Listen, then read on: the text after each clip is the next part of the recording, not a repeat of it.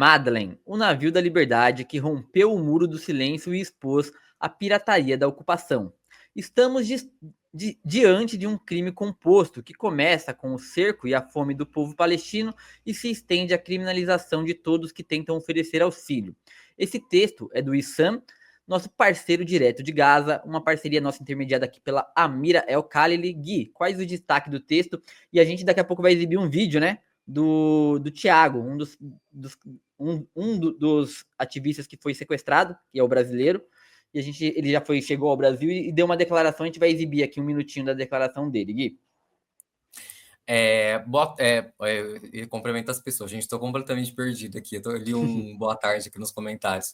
Gente, a gente vai falar um pouquinho sobre esse texto, né? Então, é um texto do Issam, ele é um correspondente, um jornalista que está presente em Gaza, que envia texto aqui para Diálogos do Sul Global toda semana. A gente convida vocês a estar lendo os textos do Issam no nosso site.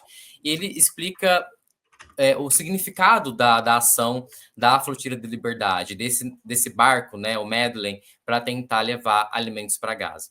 Então, para lembrar, né, a Flotilha de Liberdade, ela estava com 11 tripulantes, incluindo o ativista brasileiro Thiago Ávila, a Greta Thunberg e também a parlamentar palestino-francesa Rima Hassan. Eles estavam tentando chegar até Gaza com alguns alimentos, né? É uma quantidade pequena, sim, de alimentos, e aí, inclusive, houve críticas aqui na grande mídia brasileira menosprezando essa ação, para tentar levar essa ajuda humanitária para Gaza.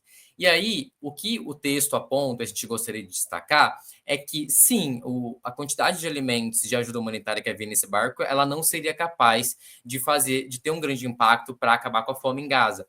Mas, justamente, há um significado simbólico nessa ação. A tentativa de furar esse bloqueio, de furar essa política de fome de Israel contra os palestinos. E aí, para a gente ter uma noção também, né, só para comentar de como isso é importante, a gente tem agora a Marcha Global para Gaza, que são 10 mil pessoas que estão tentando chegar até Rafah, que é a cidade egípcia ao lado da faixa de Gaza, também com alimentos para furar esse bloqueio, para tentar mitigar a fome que está atingindo a população de Gaza. Então, essas ações elas são muito importantes, ainda que elas sejam simbólicas ou que elas, enfim, consigam de fato acabar com a fome. E isso ajuda a fazer com que o mundo olhe para o que está acontecendo em Gaza e pressione os governos. Inclusive, é essa a cobrança que a gente faz aqui novamente na live, como, enfim, né, para chamar a atenção do governo brasileiro. Que esse tipo de ação e a forma como isso foi comentado na grande mídia aumenta a pressão, por exemplo, sobre o governo Lula para que haja ações concretas contra Israel para que pare com esse genocídio, né? Além disso, o que o texto aponta é, quando Israel intercepta essa embarcação, expõe a selvageria, a pirataria marítima e a natureza colonial e racista de Israel. Então, isso é muito importante, né? A forma como Israel respondeu a essa ação expõe também a forma como o sionismo trabalha. E, além disso, a gente também publicou um texto sobre essa mesma embarcação, um texto da FEPAL, e ela explica o seguinte, que quando Israel vai lá e intercepta esse barco, a tentativa é uma solução final, ou seja, de fato, exterminar os palestinos e impedir com que tanto a comunidade internacional veja o que está acontecendo e impeça, quanto fazer com que chegue alimento. Então, de fato, estamos matando a população de Gaza e absolutamente ninguém pode ajudar, pode impedir o que a gente está fazendo. Eu vou colocar aqui, exibir o vídeo do Thiago, e aí depois eu comento só para fechar aqui, tá, Gui? Então fiquem aqui com a declaração dele, acho que é um minutinho só, gente. Esse uniforme aqui foi o que foi me colocado quando eu fui levado para isolamento, nas masmorras de Israel. Eu diria que era uma masmorra medieval, mas eu sei que aquela masmorra não tem mais de 80 anos. Então ela foi colocada naquela condição propositalmente. E para mim, na verdade, é uma honra usar essa roupa aqui, porque eu sei que tantas pessoas que estão nas masmorras de Israel nesse momento, quando são libertadas com essa mesma roupa, e que eu sei que isso é parte de um processo de emancipação. Então, eu não tenho vergonha nenhuma, passei, sei lá, mais de 30 horas para chegar aqui, E cada vez que as pessoas olhavam com uma cara estranha, porque ainda estava sujo do bombardeio, ainda tem, enfim, coisas que a prisão não te permite resolver. E eu, sinceramente, tinha o maior orgulho de estar como meus irmãos e minhas irmãs palestinas, com o mesmo uniforme que eles usaram para mostrar que passaram por um processo de violação, mas, sobretudo, que eu sei que no futuro todas as pessoas que usaram esse mesmo uniforme vão comemorar a liberdade do povo palestino.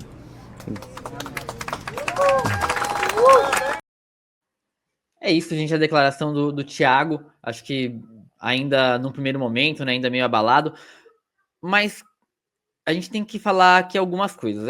É revoltante como foi esse processo, né, Gui? O silêncio que foi em torno do sequestro do barco. A embarcação levava, então, só para recapitular, 12 ativistas pacíficos de diferentes países com ajuda humanitária para Gaza. E foi interceptado à força por Israel em águas internacionais. Isso é, como o Guilherme usou o termo, pirataria moderna, um ato criminoso contra civis desarmados. E o que a mídia brasileira, por exemplo, fez? Minimizou, tratou como nota de rodapé, chamou de barco dos influencers, não citou muitas vezes o nome do brasileiro. Pensei aqui em falar, por que o Lula não diretamente fez um pronunciamento falando, o Thiago, isso acontecendo com o Thiago é muito grave e tal.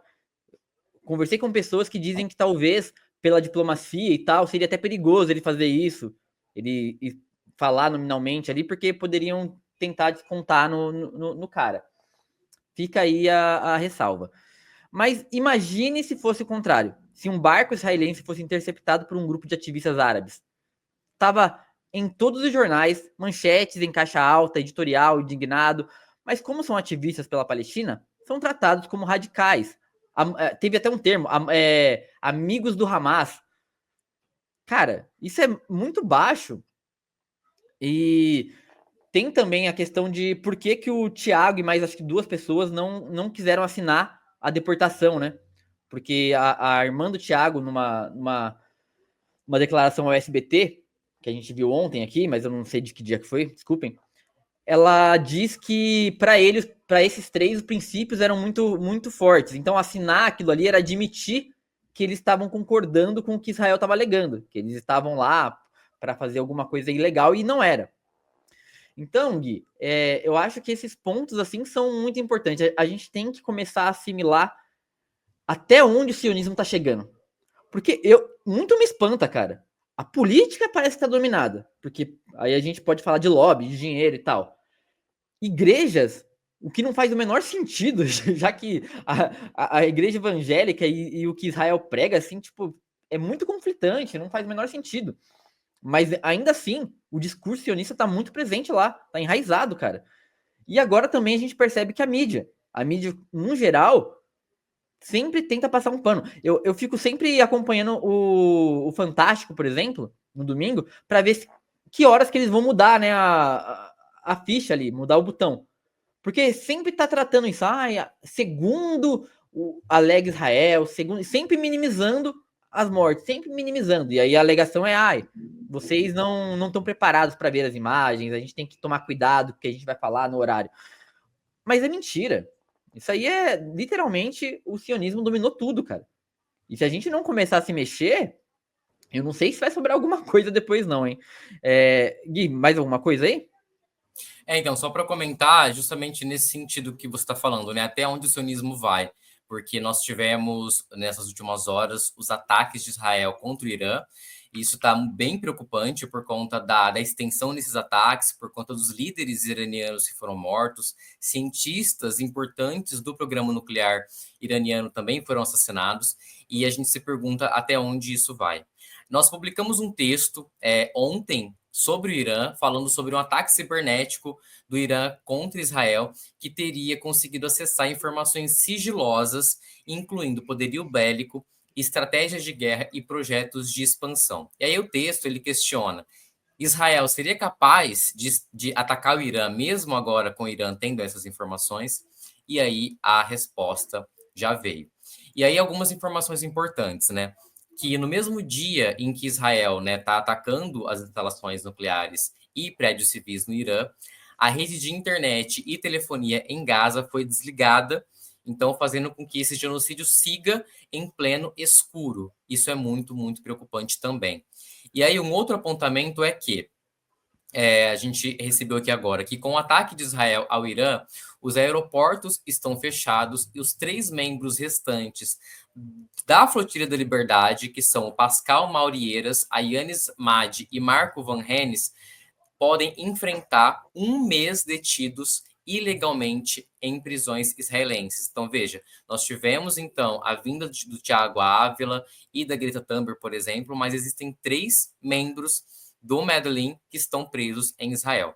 Além disso, todos os 3 deveriam estar em liberdade, né, segundo o que a gente recebeu aqui, e voltar para casa hoje, 13 de junho, ok?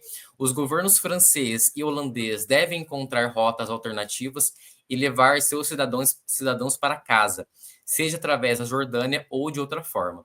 Então, esse é o apelo que se faz para que o governo francês e holandês ajam em relação a esses 3 ativistas que estão sob o poder israelense nesse momento.